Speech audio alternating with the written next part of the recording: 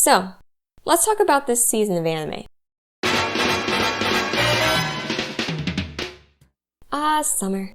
When most people would be able to go out and enjoy the few months before the chaos of school, the US is still in the midst of the pandemic.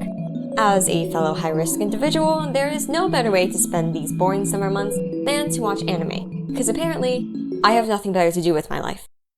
So, let's start off with the shows with new seasons. Some of these shows were supposed to come out during the spring season, but Miss Rona decided to postpone them to this season or even 2 years later. One of these shows is Re:Zero Season 2, and man, were people upset when they learned the news.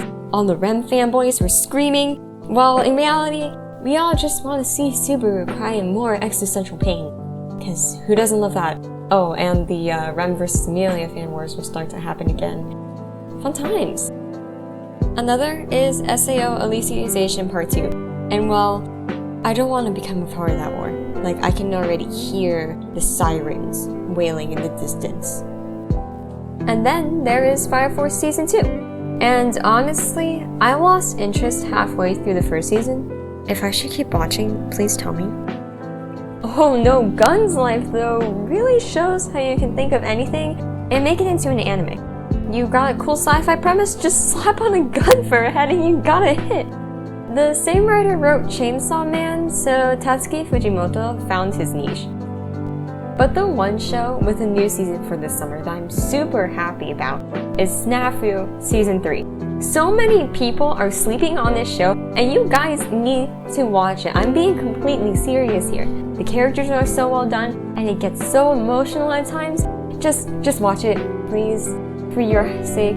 So, in conclusion, just watch Snafu. That's it. That's the video. Roll credits. Roll credits. Okay, now that we got the old stuff out of the way, let's talk about the new shows this season. Oh god, not you. No, not you yet. So, this season has a good amount of variety to it, from your action to sci-fi to slice of life, fantasy, again, to horror. And the one show that I'm definitely going to keep my eyes on is The God of High School. The God of High School follows a young kid named Morijin as he fights his way through a martial arts tournament called God of High School. But I have a suspicious feeling that there is more to it than meets the eye. The art is fantastic, with amazing fight scenes done by Mappa Studios. They also did Banana Fish, which is really good. Go watch it if you haven't. And they're also going to be doing Attack on Titan the last season, so back to what I was talking about. You get to see a whole bunch of different fighting styles. The show is surprisingly comedic, and it has a killer soundtrack. This is a Crunchyroll original in collaboration with Webtoons, and I'm gonna make sure you know that. Like, what is that advertising? What the heck? Oh my gosh, you're showing that again? They have no shame. The Misfit of Demon King Academy is one of the many fantasy shows being released this season, and to think that people would have exhausted this genre, but it looks like it's gonna stick around. Yay! With fantastical magic and OP protagonists who is both 1 month and 2,000 years old. Okay. The one who is most likely going to be the new waifu of the season. And how is it that the protagonist is so OP that they can become the bottom of the school hierarchy? That's just stupid. Like, the guy can kill people by just beating his heart, and he has to go through high school, and he has to be called the Misfit because they can't reach his power. That's so dumb. Ugh. This show is basically another power fantasy to turn your mind off to, so if you like that stuff, go ahead.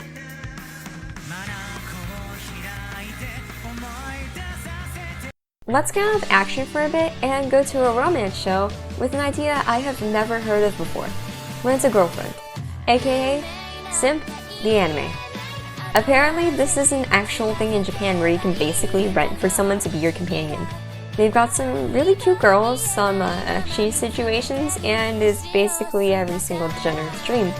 I don't find the comedy that funny, but it might just be me personally. If you want to watch something like that, go ahead. It is by no means a bad show. Next is post-apocalyptic sci-fi anime Decadence. The world is overrun by monsters called Godol, and the rest of humanity lives in this giant house-moving castle-like structure. A young girl wants to go out and fight these monsters, but keeps getting shut down due to her status as a tanker rather than a fighter, and also her missing an arm. And she ends up with a cleaning job. The dynamic between the girl and her boss is really interesting, seeing how they feel like total opposites. She's a spunky optimist, while he's a tired realist with an interesting past. If the bond between the two of them is anything like Ellie and Joel in The Last of Us, then I can see this becoming a huge success. The fight scenes look incredible, and the CG of the building isn't half bad. This show seems like it could be the hidden gem of the season.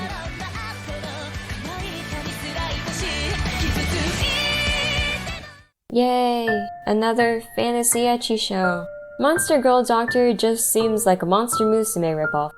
So basically, the world has monsters and humans coexisting, and there's a human doctor treating monster patients in super ecchi ways. The first scenes are really strange because they talk about like this long and brutal war between humans and monsters, and then you like flash cut to the doctor doing a super ecchi thing to his patient, and I'm like, why? Why are we here? Why do people still like this? The plot is super episodic, the art is average at best, and the animation literally made me laugh at times. Like, look at that! What is that? Look at this fight scene!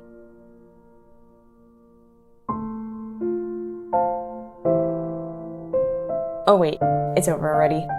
Yeah, I'm not watching anymore.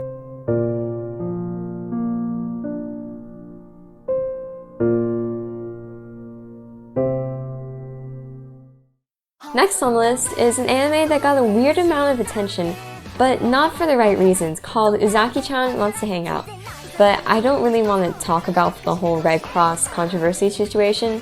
If you want to know more about that, just look it up on YouTube, there's tons of videos about it. The show is actually really funny and just a fun time all around. Uzaki basically wants to hang out with her upperclassman Sakurai and stop him from being a college loner all the time. And Sakurai just wants to be alone for a little peace and quiet for once. The two tease each other, and there are definitely some ecchi situations where things get really out of context, but it's super fun. The show just makes me have a laugh, and not many shows do that.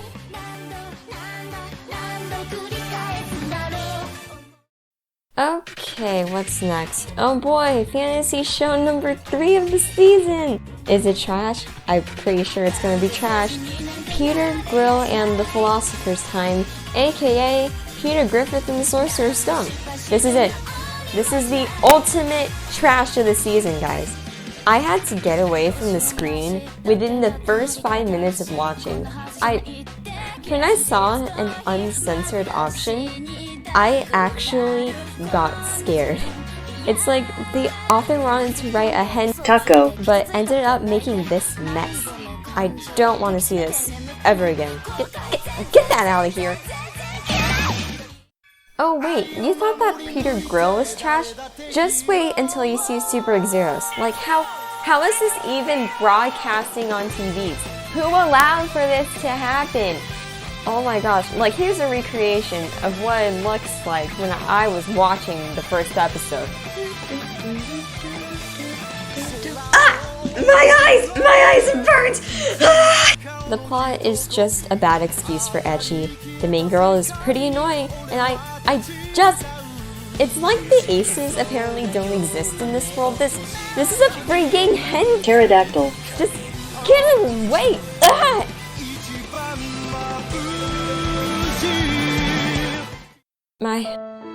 My eyes have officially been ruined. Please, anime gods, just please give me one more good show. Oh, what's this? Great Pretenders. Oh, the art style. Oh, with studio? Please don't let it be trash. Please don't let it be trash. Please don't let it be trash. The jazzy music is really coming for Bebop with that style. Like, listen to that. That is so freaking cool.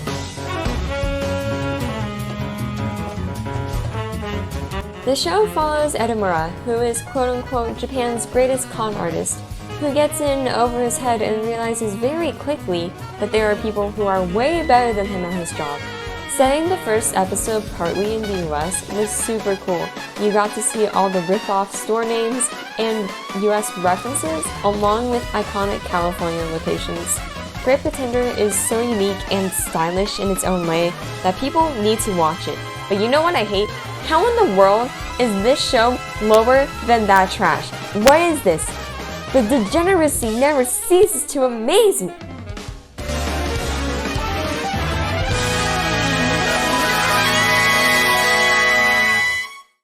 Okay, we're in the home stretch now, guys. Next is a horror sort of action anime called Gibbate. Gibbate? Ghibli. Giblets? Whatever. The CG is pretty... No, it's really, really bad. That's like nightmare fuel. They really didn't have to use CGI for the monsters, but they still did. All the other art seems pretty okay, and the premise isn't that bad.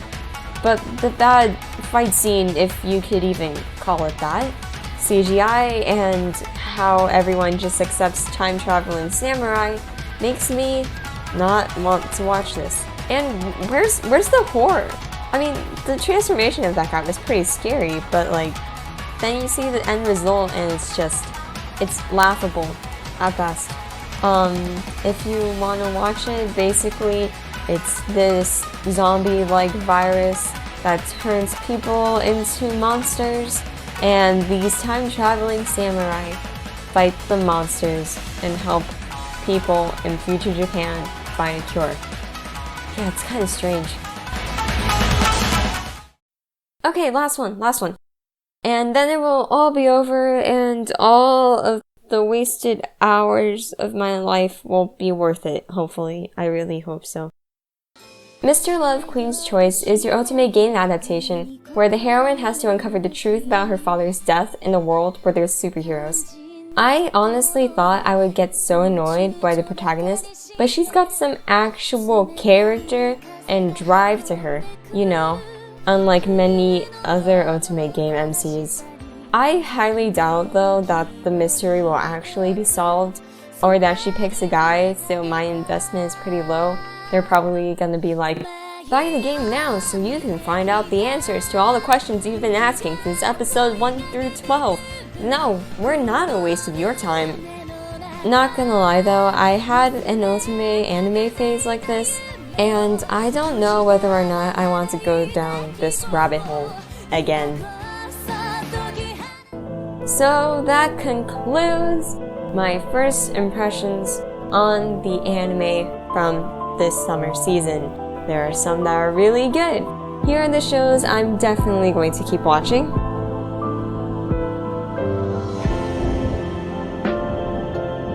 And some of them are really bad.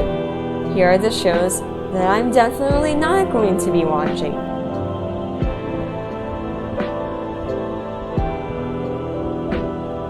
And then here are the ones where it's like, I'll give you 2 more episodes. I'll give you a chance.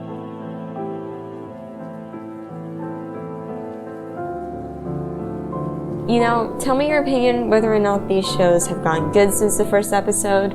It took me a long time to figure this out, and I really hope that you guys like this sort of thing. Please tell me if you want more of these kinds of videos, and leave a like, leave a comment, tell me whether my taste is good or trash, and whether or not I should delve into the raging fire that is the SAO community. Well, I'll see you guys later. Watch tons of anime, and be a lead.